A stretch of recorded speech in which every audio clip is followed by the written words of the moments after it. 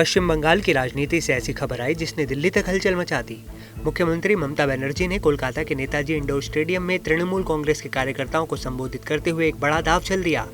आखिर ममता बनर्जी ने अल्पसंख्यकों से क्या अपील की है और चुनाव आयोग पर उनके तीखे हमलों के पीछे की असली वजह क्या है? आइए इस पूरे मामले को विस्तार से समझते हैं।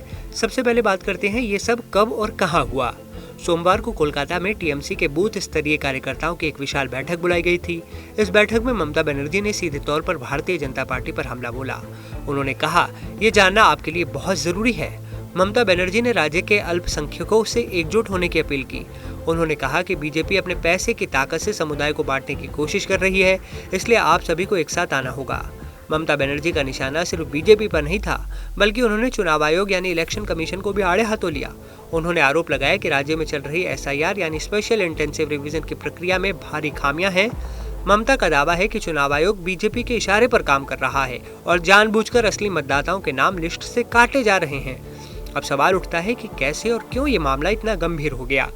दरअसल हाल ही में जारी ड्राफ्ट लिस्ट के अनुसार पश्चिम बंगाल में करीब 58 लाख से ज्यादा नाम वोटर लिस्ट से हटा दिए गए। ममता बनर्जी ने इसे बेशर्म आयोग की कार्रवाई बताते हुए कहा कि जो काम 2 साल में होना चाहिए था, उसे जबरदस्ती 2 महीने में पूरा किया जा रहा है।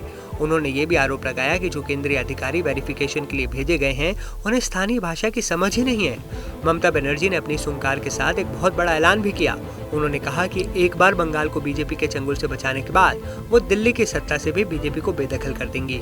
उनका सीधा संदेश था कि बंगाल के बाद अब उनकी नजर दिल्ली पर है।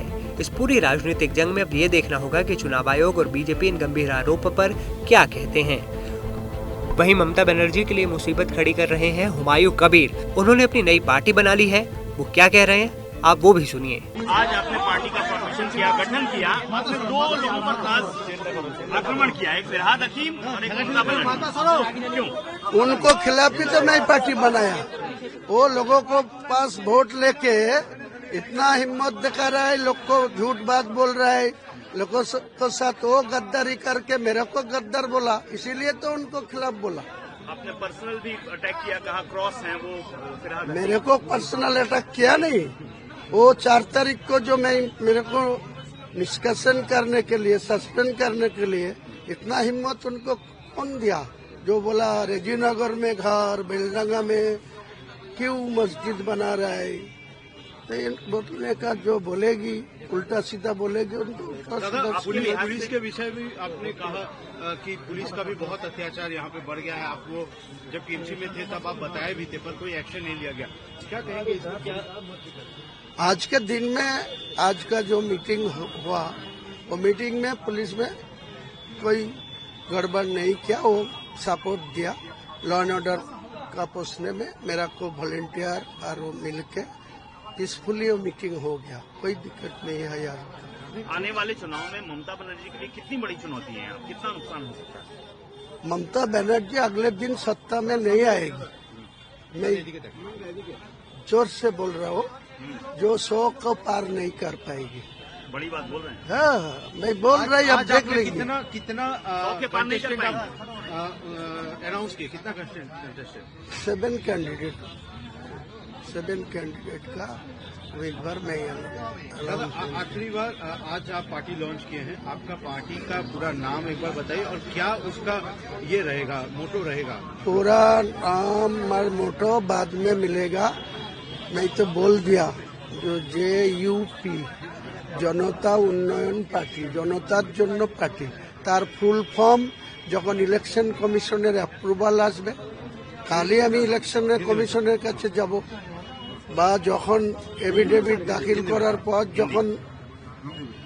যখন इलेक्शन कमीशन का जो चुनौती वो मिल जाएगा, बाद में आपको पता मिल जाएगा। शुभेंदु अधिकारी जो कह रहे हैं कि मुर्शिदाबाद से पूरा हटा देंगे, मुस्लिम MLA को विधानसभा के बाहर फेंकने का भी बात उन्होंने इससे पहले भी कही है। उनका जवाब तो जिसने बोला उसने टाइम में तो दे दिया, अभी क्यों बोल सकते? जाकिर हुसैन बोल रहे हैं मंदिर मस्जिद दोनों बनाएंगे। वो बना सकते दीजिए, वो जाकिर भी हारेगी। TMC को लोगों के मुर्शिदाबाद जो चुनाव में उतरेगी वो पराजय निश्चित होगी। मोहन भागवत ने कहा है कि बाबरी मस्जिद के नाम पर राजनीति हो रही है, ये हिंदू और मुसलमान दोनों के लिए नुकसानदायक है, क्या कहेंगे आप?